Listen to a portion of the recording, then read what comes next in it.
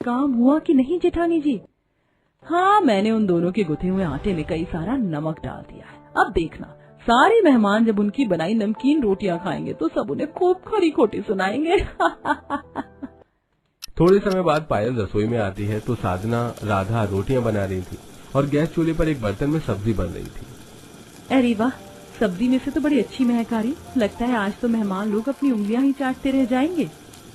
तभी पायल बातों बातों में साधना और राधा से छुपकर उस सब्जी में बहुत सारी मिट्टी डाल देती है और वहाँ से कोमल के कमरे में चली आती है। बड़ा शौक है ना माँ जी को अपनी उन बहुओं की तारीफ करने का।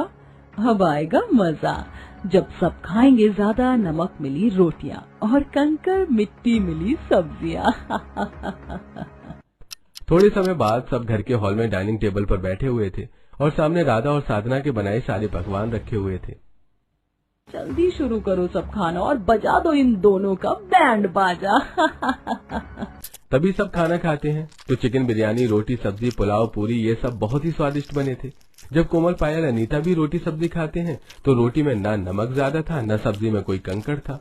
ये देखकर तीनों एक दूसरे की ओर हैरत भरी निगाहों से देखने लगते हैं। दीदी, आपकी दोनों बहुओं ने तो कितना स्वादिष्ट खाना बनाया है।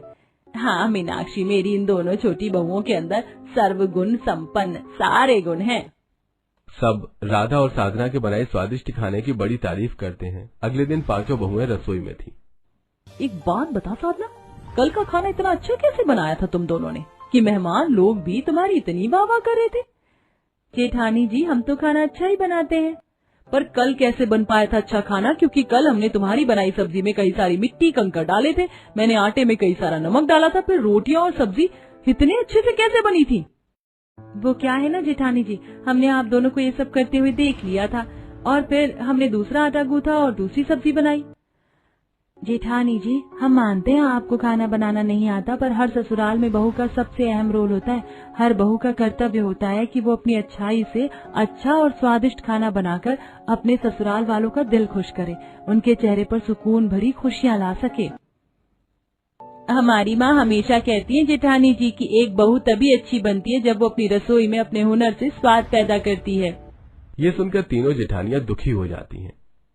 हम भी चाहते हैं कि हम भी अच्छा खाना बनाकर सबको खुश कर सके, पर क्या करें, हमें खाना बनाना ही नहीं आता है।